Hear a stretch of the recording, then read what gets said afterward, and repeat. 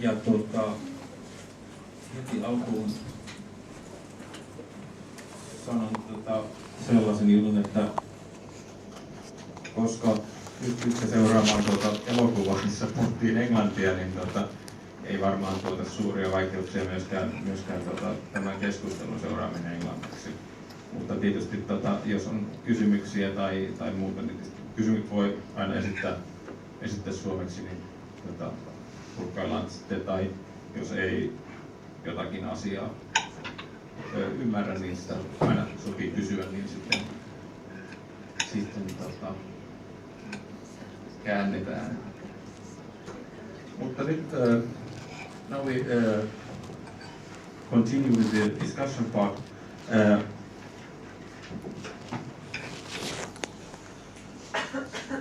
We have with us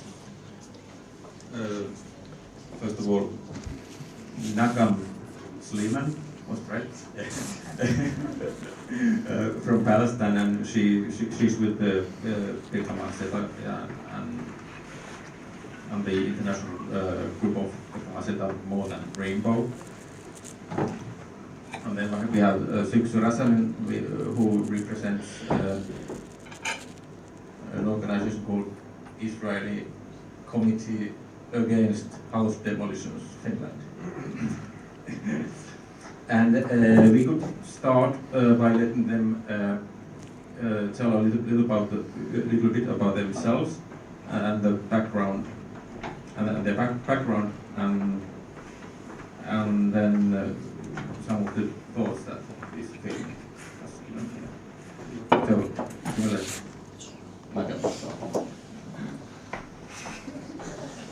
no. Yeah. We'll let Syksy start.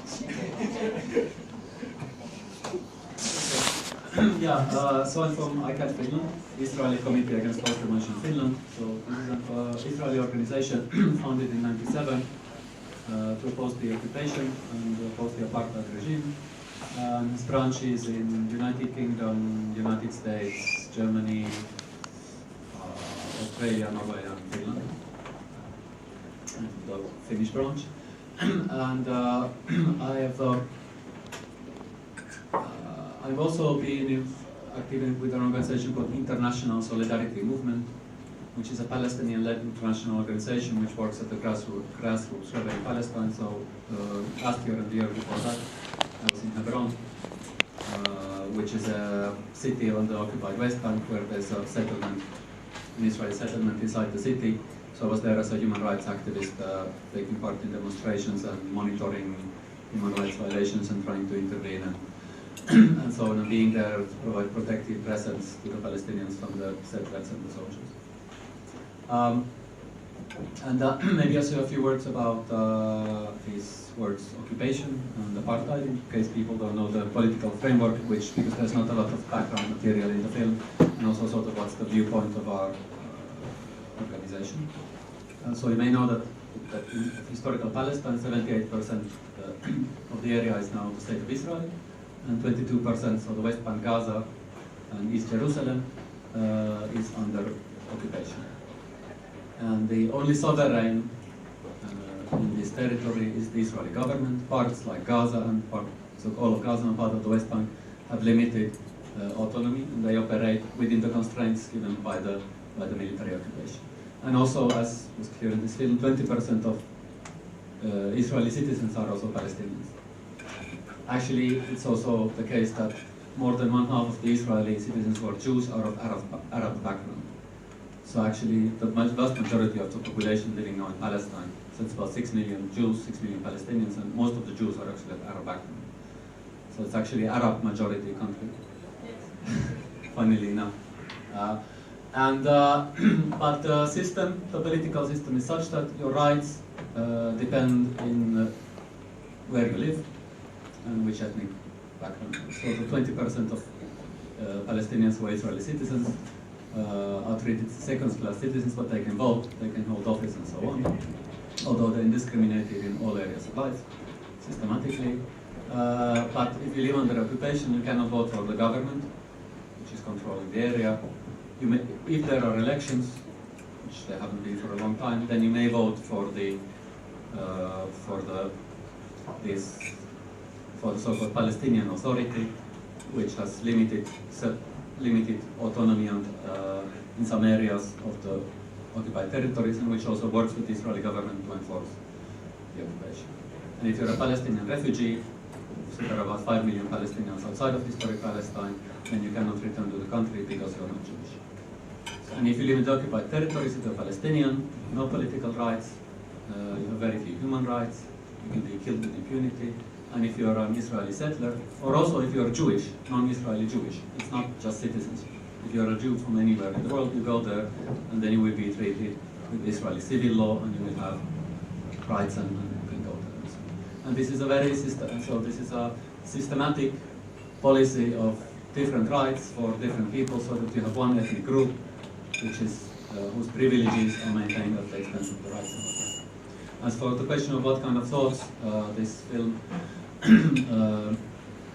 raises, I think that because before going to Palestine, I've been to Palestine 4 times now. I mean, reading and watching movies and so on sort of gets, I think, a pretty good idea of what's the political situation in the abstract. But 2 things that I found difficult to understand is how close everything is. And I think it's nice in this film when you see them crossing the wall and they say, okay, this is 5 minutes, and they like to see where they're driving around with the car and they see there's some impromptu roadblock and you cannot go or something. And if you were really there, you would realize that all of this is a tiny, tiny area, that it's really 5 minutes by car.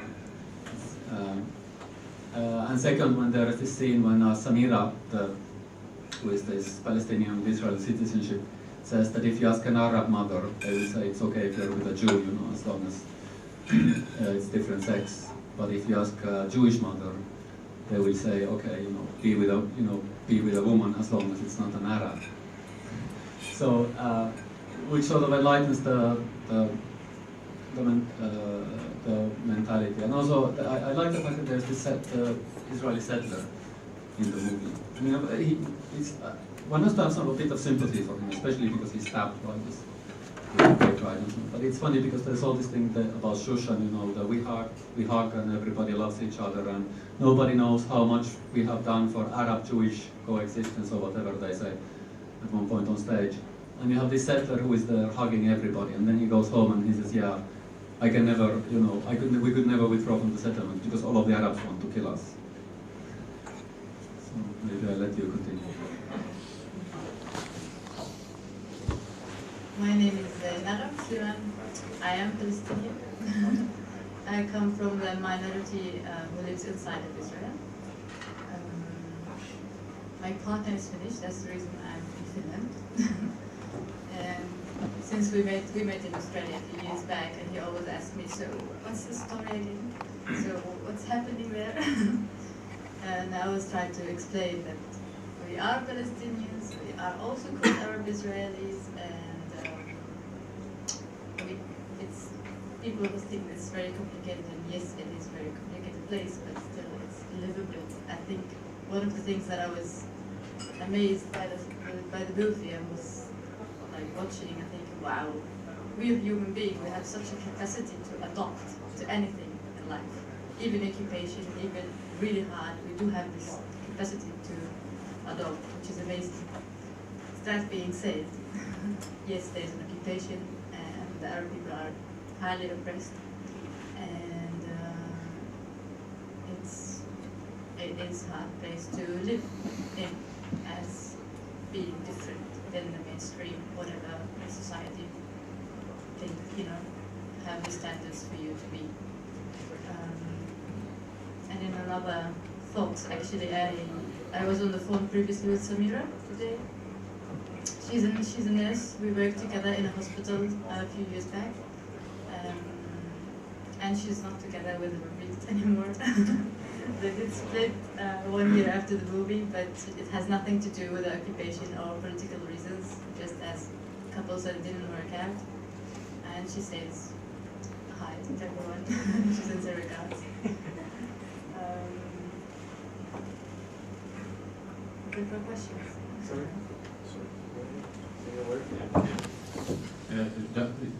Does that bar exist anymore? They closed it in the film. Most of my life I've lived in Tel Aviv, to Almond Media of Tel Aviv Gay Society and Tel Aviv Life, north of Jerusalem. Jerusalem was always for me is a city that it's really hard to be in the first place because it's exactly how the movie says. There's so much borders and there's so many me, you, so much ethnicity and stress, and everybody really have kind of stereotypes against you, even only when you're presenting your name. And so I always avoid it, just go to visit, but so I have no clue if the Shushan is still there. Yeah, sure. So now, I said now. Now. So please. Okay. Okay, if you use yourself and other people raise their hands when you want to say My something. name is Avi Stofer. I'm an LGBT Israeli Jewish activist for the past 35 years.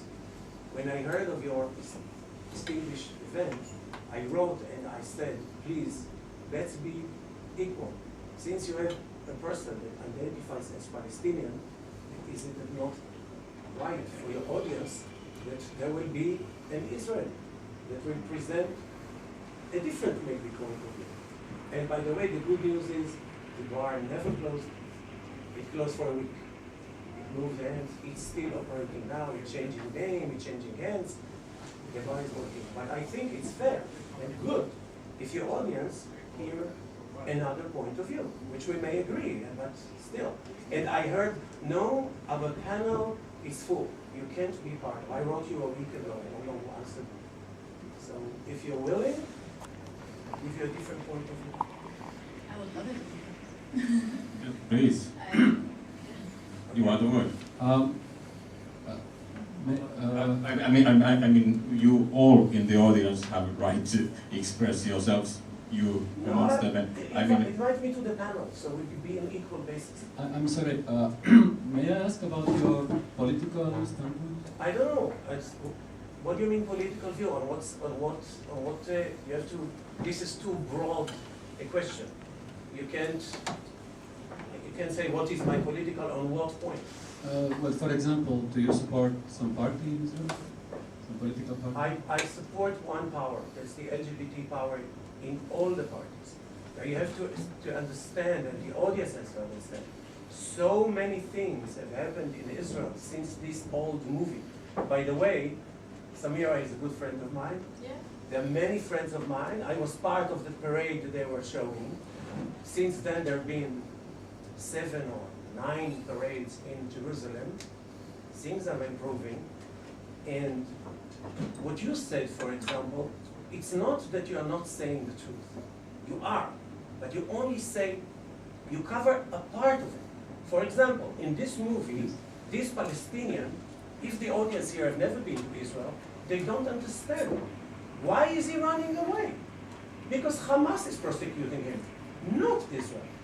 Now, this has I'm been... sorry, I'm sorry, but he was in the West Bank. He was in the West Bank. Why do you And know he that? had, Do you know that Hamas wait a in the second. West Bank was Just against you? wait. You're sitting there, I am sitting here, so you have more power than me. That's why I asked to be on the panel. This is exactly why. For example, you said, there are no elections in the West Bank. Well, one is true. One of the reasons there is no election in the West Bank is because President Abbas knows that if there are elections, it's going to be Hamas taking over in no time, and nobody is going to be able to live in the West Bank. So he's holding his office 5 years longer than he needs. There should be already, and this has nothing to do with Israel, but he knows, and he's like 82. I'm sorry, it's simply not true that it has nothing to do with Israel. Mahmoud Abbas, so for the audience to explain. Yes. So there is a Palestinian, so at the moment there is a split between West Bank and Gaza. So Gaza is controlled by Hamas, and West Bank is controlled by a party known as Fatah, which is controlling the part of Palestinian Authority that's recognized by most of the international community. So the Palestinian Authority on the West Bank has no legal mandate anymore. Its president is Mahmoud Abbas, and his term has expired a long time ago. And also there have not been any parliamentary elections, which which the last time there was Mahmoud Abbas's party lost. So Mahmoud Abbas and the Palestinian Authority situation is a bit complicated, because on the other hand, some Palestinians see it as some remnant of, as some indication of some limited sovereignty, but on the other hand, it's also enforcing the occupation. And the only reason Mahmoud Abbas is in power, the only reason Fatah is in power, is because they get diplomatic support, money and weapons from the international community, which is allied with Israel, because Palestinian Authority acts as a subcontractor for the occupation. So let's talk about Gaza. Most people don't know that there is a separation of territory between Gaza and the West Bank, and Israel is wedged in between. That's miles apart. But let's talk about Gaza. First of all, Actually, we are here to talk about the rights of gay and lesbian people in Israel and Palestine. Yeah, actually, can I get to that? Because one thing that I don't know, maybe you know more, but one thing that, of course, there were these Israeli queer activists in the movement, but there wasn't a lot of Palestinian queer activists, and I don't know if you know more about, because I guess one reason is that shortly before this movie was shot, they sort of parted ways. I don't know if you want to talk about that. The Palestinian, Al-Quds and Al-Assad, Aswad, people BDS, are not working with the Israeli queer organization. I don't know if you want to say something about that, or should I say something about it? Probably you know more. I don't think I know more, but what I know is that Al-Quds, in my point of view, they are in Palestinian as well. There's also left wing and right wing. In my point of view, they talk about pinkwashing, and they talk about the right to exist as LGBT inside of Palestine, and they make space for gay, lesbian, and so on to be part and to give them space to exist, which is a beautiful thing. I'm sorry, could you speak a bit more louder? Louder? Yeah. Okay, I'm sorry. Yeah. Al-Quds, led by Hanin, if I'm not mistaken, they believe also that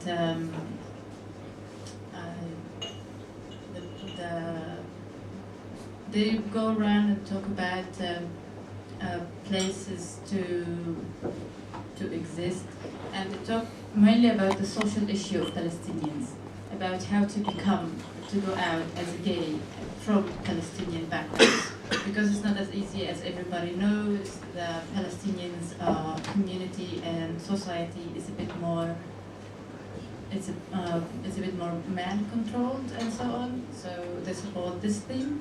But in the political view, yes, they believe that there's an apartheid, and they do believe that there's a pinkwashing as well, and they are, for me, very right-wing in the Palestinian society.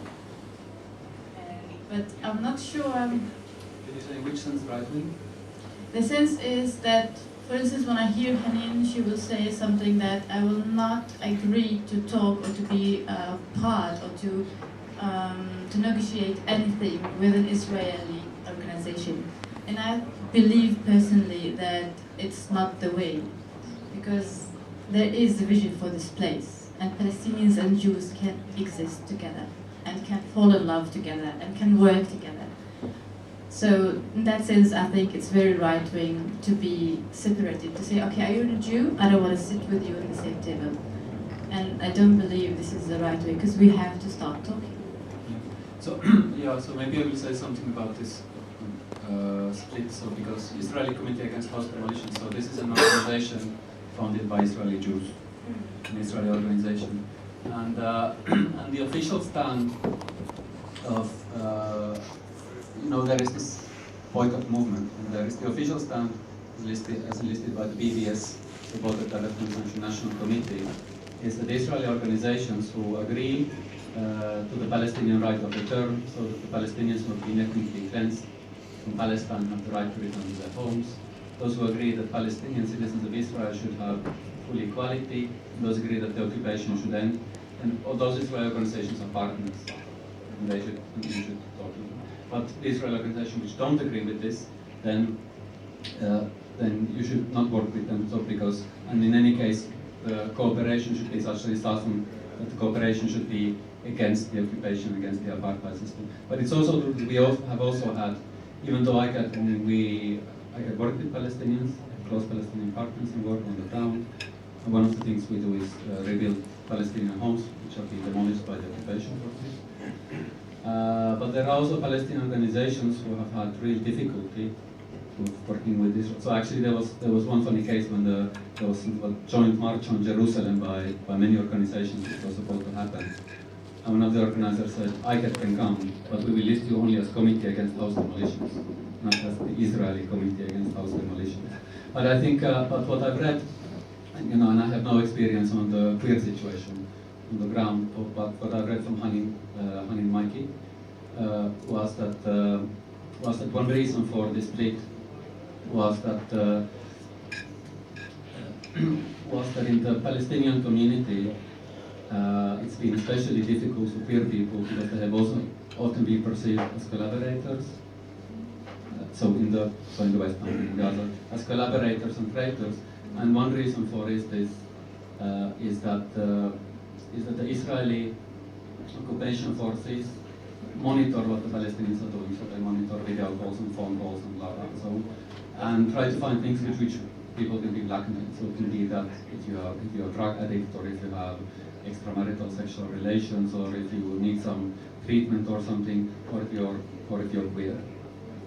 And then people will be blackmailed into giving information and becoming collaborators. And apparently this has led to a stigma, according to Fanny, have led to a stigma that then been associated that queer people are collaborators. And one issue was also when the Palestinian Authority was formed in the early 90s, and there was also pressure from the donor governments, so Western governments, Europe and United States, to improve queer rights. But then this came from above, so the idea was, so this is something that these governments, which are allies of Israel, are pushing on us without regard to what are the effects. So that was one thing that queer people wanted queer Palestinians wanted to make clear that they are part of the Palestinian society and that they are not traitors. So I guess, whereas apparently, maybe you can give your own perspective, at least the Palestinians felt that what the Israeli queer organizations demanded was that even Palestinians, you can be Palestinian but you cannot be queer.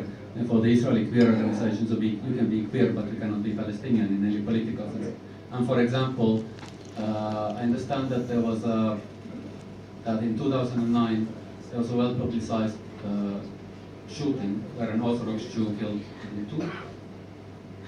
two Israeli gays and wounded numerous others. And then there was a sort of public uproar in Israel that this cannot be accepted and so on.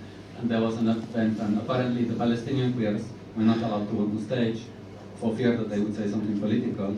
Whereas, for example, the national anthem was sung, and the Israeli national anthem is, of course, a Zionist anthem, meaning that it's an anthem which emphasizes that Israel is Jewish, not that it's a state for all of its citizens. And then the Palestinian organizations decided that they will not work with these Israeli organizations, but they will rather both concentrate on improving this situation for queer people in Palestine, and also take part in these boycott campaigns as a way of being part of the Palestinian civil society and part of the resistance to the occupation. And in particular, part of these boycott campaigns is against pinkwashing, namely this idea that the problems that queer people face in Palestine are used to say, well, the occupation is not You asked for my perspective, and I give it to you. First of all, I admire the way you talk. You touch a little bit here and a little bit there, and everything you say is true, but nothing is deep enough for an audience that don't know. For example, the first mistake, I think you understand the difference, but it's easier to present it to an audience that doesn't know. You take every Arab in the region and you put them in one bundle. Everybody is Palestinian. I didn't say that. I said there are 6 million Palestinians in state of historic Palestine, 5 million refugees outside, of course. I never said that. No, listen. The basic is that we don't agree. So let me talk. That's what I understood of what But you mispresented what I said. No, I this never is said what that. wait a second, this is what I understand. You even called Jewish refugees that came from Arab countries, you call them Arabs. I don't think there is one person in Israel that will agree with your... I said that they are of Arab background, and in fact, there are That's people. true. No, I don't think it's true. Listen, we don't agree, so let me finish. I'm sorry, but according to official statistics, more than one half of Israel But is if on you Israel. call them, look, there is a difference. I'm Jewish, and I assume you're not. So let me give Thank you for that assumption. I assume maybe you are. Welcome to the club. Look, first of all, the two organizations that you quoted, Chaos and Aswat. The only way they can operate is under Israeli democracy. Because if they will be marching in Ramallah... I'm sorry, there is no democracy on the West No, Bank. The West Bank is under military occupation. Let me finish. I distinguish between West Bank and Israel. I distinguish it completely.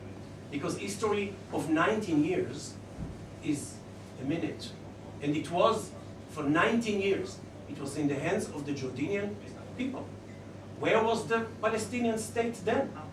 Now, listen. But Aswat and Al-Quds also operate on those occupied territories. No, they don't. Yes, you do. No, they don't. They work undercover. Look, they work undercover. A gay person identifies as gay in in Gaza. You can select. It's either you get thrown from the 6th floor or you're getting shot. There are no gay people in Gaza Strip at all. It's Hamas, it's Islamists, there are no Christians hardly, because they killed them too. So this is in Gaza. In West Bank, they are running away to us. If it's so great to be LGBT in the West Bank, why my NGO helps them when they run away? Who said that it's great to be LGBT on the West Bank? No. Have you been to Ramallah lately? Not lately. Yeah. So, have you So been to I Jerusalem lately? Yes, I have been in Jerusalem and I have been. So what does it matter? Is it no, free? No, it's not free, but there is LGBT communities and there are people who are existing there. It is hard. For Arabs or harder. Is that has anything to do with Israel that they are underground? I think there's few layers of occupation. It's not only one. Yeah. I What don't is it to do believe. with occupation? They are getting more and Listen. more extremist religious. Look at Jenin. They killed Julian Omer. Yes, sadly. Can you tell the audience? Yes, but Who was Julian Omer? I don't think, because you are already presenting Palestinians as very extremists, and you are supporting the kind of a pinkwashing idea, which is, I don't think it's true. It's not true in that sense of pinkwashing, that you advertise Israel as a place that it's paradise for all the gays and lesbians, and you come and you can enjoy Tel Aviv and the beaches. I didn't say that. If I'm an LGBT and I come to Finland as a refugee, and Finland refuses to give me refugee status, I will be kicked out. It's all over But the I world. don't think Israel does not give any Palestinians from the West Bank a cover. If it will, as he said, as Syksy said, Why do if they it need gives cover? They don't. Why do they need cover? as a refugee, What do they run away from? because it's not so hard to be a gay or lesbian as an Arab. And Why? you know that. Why? Because the community and society is a bit different. But you put the blame on Israel. You have to decide. It's either because there is I Islam. can showcase You have to what. decide. Okay, I can showcase agree with one. you. If I can intrude here, so wasn't it really a part of the idea of this film that the oppression against gay and lesbian people kind of brings together a very weird fellows, so to say. So the Islamistic people and the conservative Jews and the conservative Christians, they all find a common enemy. So it's isn't quite clear that someone being an Arab or Jew or whatever is of not minor significance. Yeah, I think coming out as a gay in each society, even in the West world, is not an easy thing to do. And sadly, the homophobia is all over the world in the different levels. Different levels. Yeah. So in Nazareth, where I come, which is up north of Israel, it's a Palestinian city, and I do have a few friends which are gay, but they are struggling. It's not hard for them. It's not easy for them. Sorry, to be gay and proud.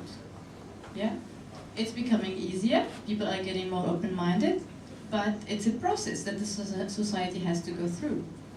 And in Jewish community, the same. It's not as easy at all.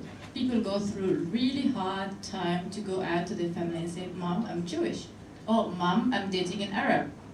One of my boyfriends, his mother kicked him out because he told her that I'm dating me. It's not easy. And this is, but answering your question of if being in Israel, how does it go with gender issues? There's an article by a girl called Manar Hassan, I don't know if you know it, about women who get killed because from their family by the name of the honor. I don't know if people know that, but in the Arab community, the honor of the women are very important, which it says they have to be virgin until they get married. So if a woman does ar, which is a shame, the guy, the man in the family, they have the right to kill them. And they are honored by that. This is how they takes their honor back. However, these women run to the police, to the democratic Israel, to the democratic government that's supposed to have democratic rules and rights upon everyone. But the government does not give them a safe place to be, and otherwise they give them back to their family. And a week or 2 weeks after, these women are murdered. There was few, and not one, and not two, and not three cases that this has happened. And this is where I hold myself against the government of Israel, where it's not democratic for everyone. And It's amazing. say, carry on. It's amazing. It's amazing. You know, just 4 days ago, the third largest party in the parliament is an Arab party. Two people officially elected are bigamists. Now look at the bigamists. They have 2 wives, which is forbidden by the law.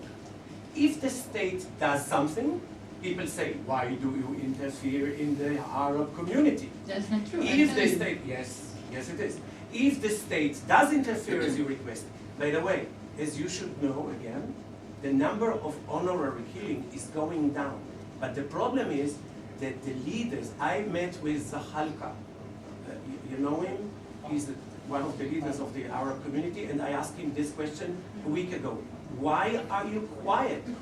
Why do you keep quiet against LGBT terrible violence in your community?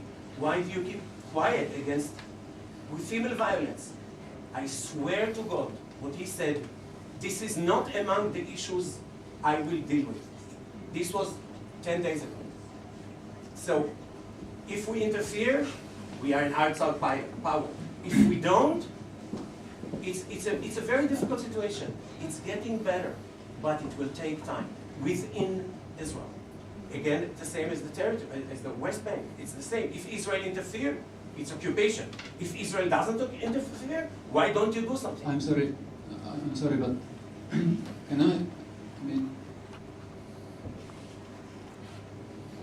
I found it shocking to sit here and listen to you claim Okay. that if Israel interferes in the West Bank, people call it occupation, implying that all they want to do is help. No, she talked about Nazareth. That's not territory. That's not a West Bank. Yeah, but you said occupation. Yeah, you're different. And you talked about the territories. We talked about. I answered a different question. So, but do you agree that West Bank and Gaza are under military occupation, and that this is not not some gesture of benevolence? No, but again, you can separate it. If the option is that in order to make you nice, we have to die with Iranian missiles, then let it be like this. Do you want to talk about the tunnels in Gaza? I think it's a good question. Your audience doesn't know about it. Actually, Why would they dig tunnels? Don't underestimate the audience. Okay, it's glad. I'm even glad. I'm happy. Listen, a couple of weeks ago I was in Oslo. Most of the audience didn't know, so I apologize. Let's talk about the tunnels. Let's talk about the gay and lesbian yeah, rights. so actually there was the question made about pinkwashing. Maybe I will say something about that, because this issue is not confined to Israel. So there is a conscious, well, but maybe I will begin with Israel. So there is a conscious attempt in Israel by the Israeli government and also by other organizations who are supporting apartheid to use the real gains of the LGBT community in Israel, which I think everybody should support their gains, to avoid discussing the apartheid regime, avoid discussing the occupation. So the idea is that let's not talk about siege of Gaza. Let's not talk about the occupation, let's not talk about settler violence, let's not talk about the war. Let's talk about how great it is to be gay in Tel Aviv. And this has two sides, obviously saying, look at how terrible it is to be a gay in Palestinian communities, look at how terrible it is in West Bank or Gaza, and look at how wonderful it is in Israel. And I'm sure, you would agree that it's easier to be a gay in Israel than it would be to be, or certainly to be out as gay in Israel, than to say in the West Bank or in Gaza. So it's true. It's easy to be gay in Tel Aviv. Yeah, okay. Outside of Tel Aviv is harder. Yeah. And I think, of course, we should support people who are Palestinians under oppression, just like we should support queer people who are under oppression. But this idea of pinkwashing, I think, is quite interesting because it's part of a conscious strategy. So, for example, the Israeli government will pay people to go to pride festivals. Just like they pay Israeli people, for example, to go to world music festivals or whatever, and to say how wonderful it is to be Israeli. So the expenses will be paid. But you should not say that you're acting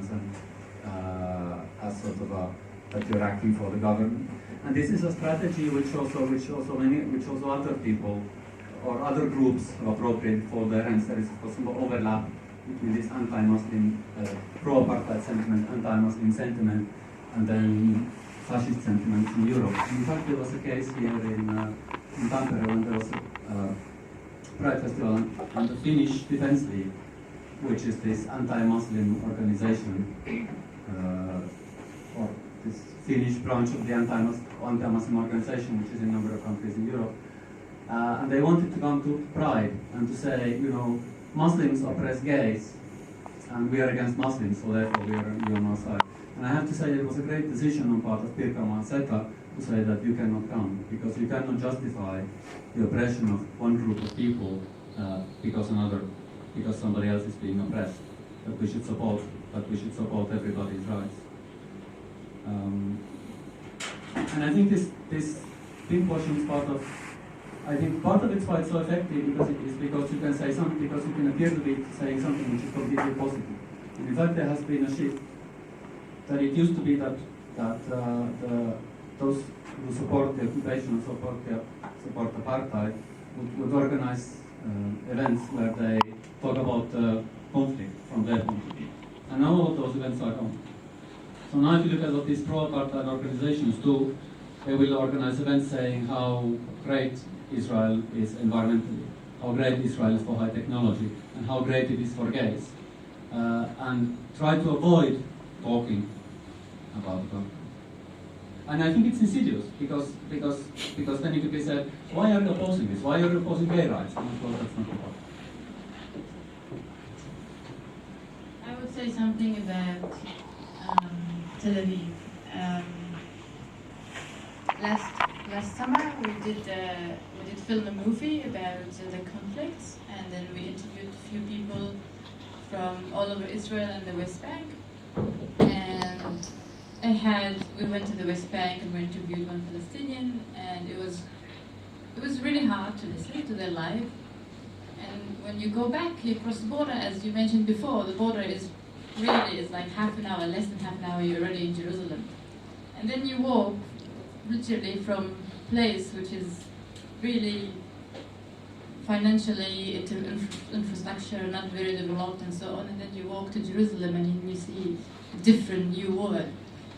And then my friends will say, come, let's go and have a beer. How can you do that? How can you go, listen to people's misery and to see how much people are really suffering in Ramallah, and then you go to Jerusalem and just forget all about it and just let's carry on your life. Of course, you have to, because this is life. But this is also kind of a pinkwashing is, or whatsoever, that people are hiding. Okay, we have a beautiful life in Tel Aviv, we carry on, we enjoy our life and beach here, and we forgot all about it. And that's why for the physical more mature, you have a wall inside, and then you just don't see. You just put it away from your sight. You don't talk about it. Even with my Jewish friends, they are very close and I love them so much. But when we talk about the politics, they will say a few words and then they will say, oh, but let's not talk about the conflicts. And it's very, very common in Israel. And I find it really, really hard. How can you live in a place and not really deal with what the consequences of what where you're living, where's your tax money going? So many of them never saw the wall even, and it's really hard reality. May I add sort of a short personal note that when I've been as an activist on the West Bank, and then going from there to Tel Aviv, and I think seeing Tel Aviv is worse than seeing 5 more demolished houses, because West Bank. So when you go, it's under military occupation. The infrastructure is underdeveloped, the infrastructure is destroyed, and you have walls and checkpoints and soldiers and Hebron also settlers and so on. And when you go to Tel Aviv, which is 45 minutes away, everything is normal. It's this beautiful Western Mediterranean city, modern, liberal, nice, and the more normal it is, the more abnormal it seems.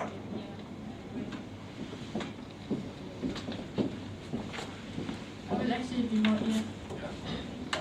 So it seems like there are two issues, right? I mean, one is the occupation and oppression of the Palestinian people, and the other is the religious extremism of intolerance towards gay community, and that exists in both in I guess all religions, to some extent. So that's more of a religious issue, and I think every religion has to come to some kind of common sense towards it, which I think maybe takes longer in some religions compared to other religions. For example,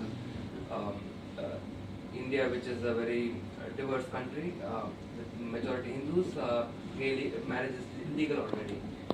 Even though in the States it's not. It is legal, yeah. So I think it takes a diverse community and true democratic values for that to happen. But in the Middle East, so the bigger problem is the occupation and the oppression of the Palestinians, and I don't know. I think there are positives also from it. Like the benefits of free life in certain parts of say where Israel has a more powerful presence, but that still doesn't justify, like you said, the underlying occupation.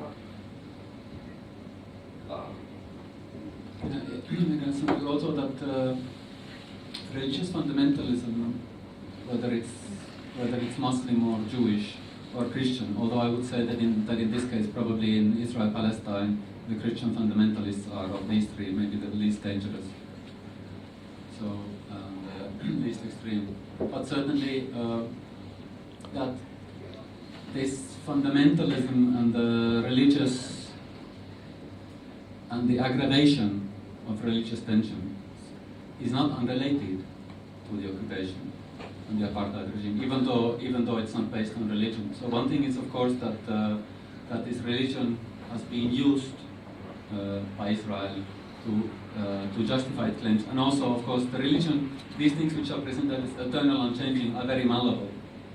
So, for example, when East Jerusalem was occupied by Israel in 1967, and some of the paratroopers who conquered went on to the Temple Mount, and there was a curse laid on them by some rabbis, because there was the idea that you're not supposed to go there until the Messiah comes.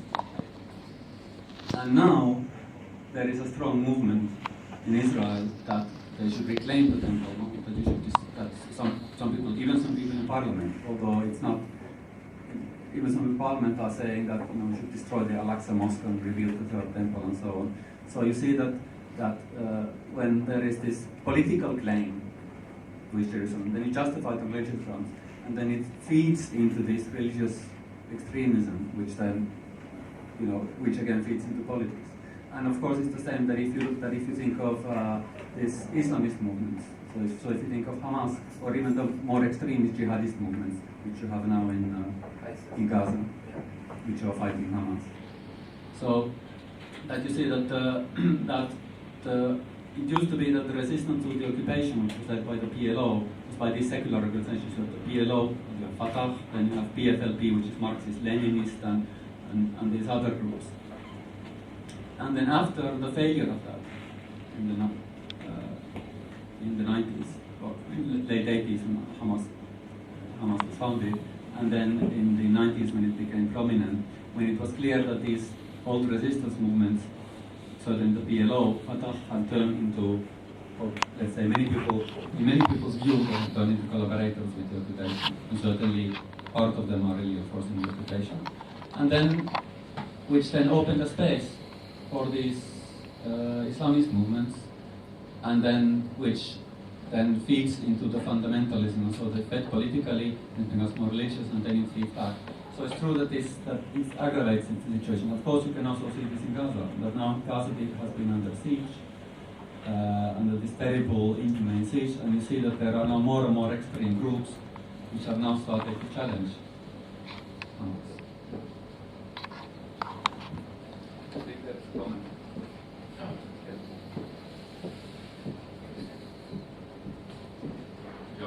Yes. I'd like to point out one question. I point out that it's true. Again, you present things as if they are objective, they were born yesterday. Yes, it's true. They're extremists on both sides. There is a difference. These crazy people that call, take the mount, etc., there is no Israeli or Jewish national movement that says, kill the Palestinians, take the mountain. It doesn't exist. They are, yes, they're loud, but they're a small minority. The other way around, and this what influenced the Israeli minds, is that there is a national movement that says, and I believe what they say, if the leader of Hamas says it doesn't matter, there's no negotiation of peace, we take it all over. He says this day in and day out. And I truly believe what he says. And I trust him. That's his belief. This is the point, the difference. You point out as if two things are objective, but they're not. One is the crazy minority that has very little support, and the other one is a huge national movement. The other thing is a question. Can you describe the emblem, the symbol of the PLO? The PLO, but do you mean the Fatah emblem where they have the assault rifles? No. That's not the PLO. Over what? Over what? Over the map of all of Israel. And 2 weeks ago, 3 weeks ago, Mahmoud Abbas said, before I die, my dream is to have Palestinian state all over the Waqf. Waqf is a holy land. The thing is this, people who don't know think, okay, there was an occupation, and then PLO was established to free the occupation of Israel. Most people think that. It's not true. Fatah was established years before the occupation. The first terror activity was done in 1966 against the only sweet water reservoir on Israel. They were not established to free occupation. There was no occupation. They were established to take all over the territory. They say that. I believe that. Yeah, so maybe I'll answer what you want to. So maybe I'll answer just briefly. I didn't mean that there is parity. However, the situation is the reverse of what you described, in the sense that Hamas leaders, including Ismail Haniyeh, the Prime Minister of Hamas, have said repeatedly that they are ready ready to agree to a two-state solution. That they are not fighting Jews as Jews. That they can coexist with Jews, but they cannot coexist with the occupation. How sincere these sentiments are, because it's true that in Hamas you also have other voices. But if you ask what the leadership is saying, the leadership has been saying this for a long time, and they have also, for example, when Hamas won the elections in 2006. Before that, they had unilaterally a ceasefire over a year, ceasefire which was not proclaimed by Israel. Now, whether they are serious with this, it is impossible to know unless you start negotiating. Now, if you ask what is the position of the Israeli government, so if you ask the Likud, which is the biggest party, so in the Likud charter, it says that they will never allow the establishment of a Palestinian state, and all of these lands will be Israel. It doesn't say that. The It's Li- not true. Well, It's not true. I Our Prime Minister talked 3 days ago. I encourage everybody to Google the Likud charter, But which look actually what the says Prime that. Minister said 3 days ago. Now, as for and Netanyahu has of course openly also said there will not be a Palestinian state. Now, if you look at what is so that's the conservative supporters of apartheid. If you look at the liberal supporters of apartheid, which would be the Labour Party and Hatnoa, which together as the Zionist Union came second in the elections, getting 24 seats. Likud got 30. Then their plan, as Herzog, the head of Labour, said, would be that they will keep East Jerusalem, under Israel, East Jerusalem, which is under occupation. They will keep settlement blocks, which means they will keep part of the West Bank, at least Male Adumim, Gush Atzion, maybe also Ariel. They will keep the Jordan River, so Jordan is the border between the West Bank and Jordan, as the security border as the security border of Israel.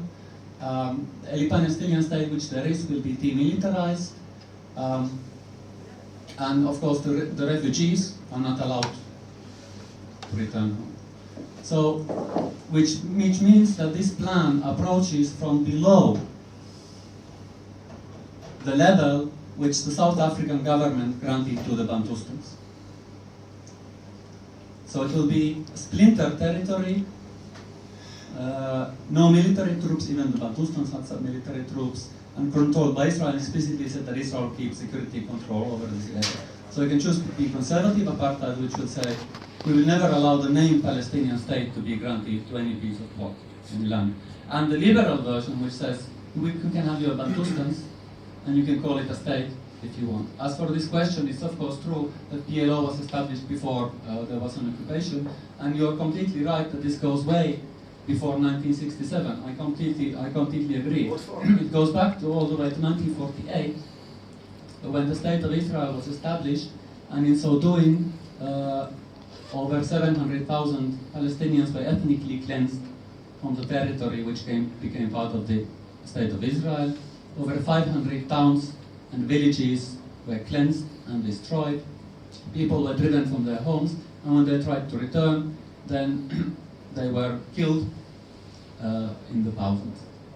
And so, and it's of course true, and I think it's completely true that one wants to view this thing in its entirety: the refugee question, the occupation, and the rights for Palestinian citizens of Israel. And this is also what Palestinian civil society has been saying.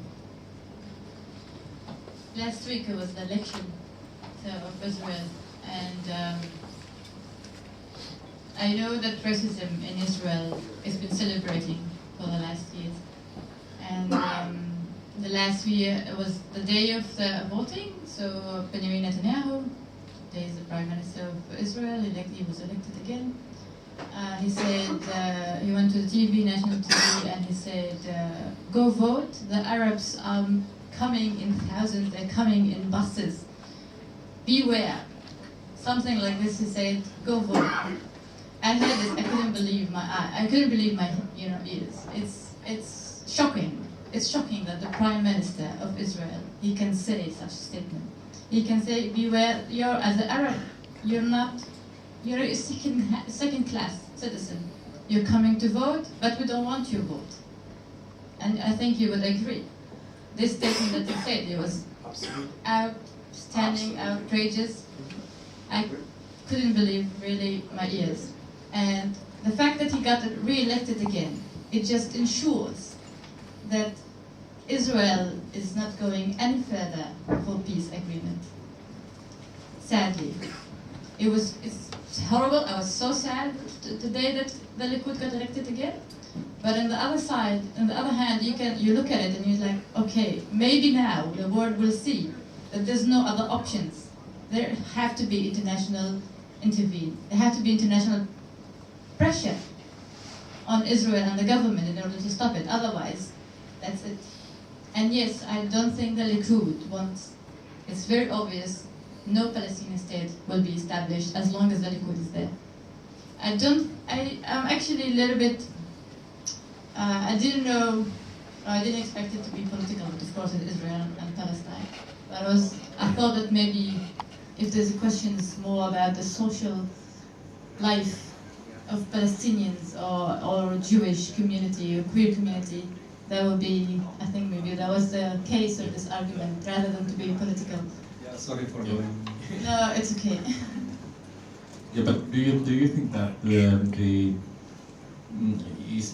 Israeli right wing or even European right wing is kind of using the fundamentalist Muslims to for their own agenda, like in Holland for some 10 years ago there was this Pinkwashing.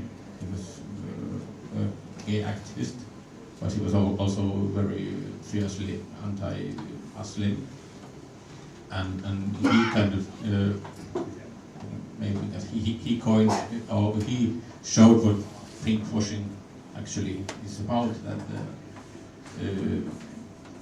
being anti-gay was like part of being Muslim or part of being Arab, while being anti-gay in Western society is only a minority and something really weird that is going away. But was the way he put it, it's like there is no freedom for no possibility for freedom for gay people in the culture.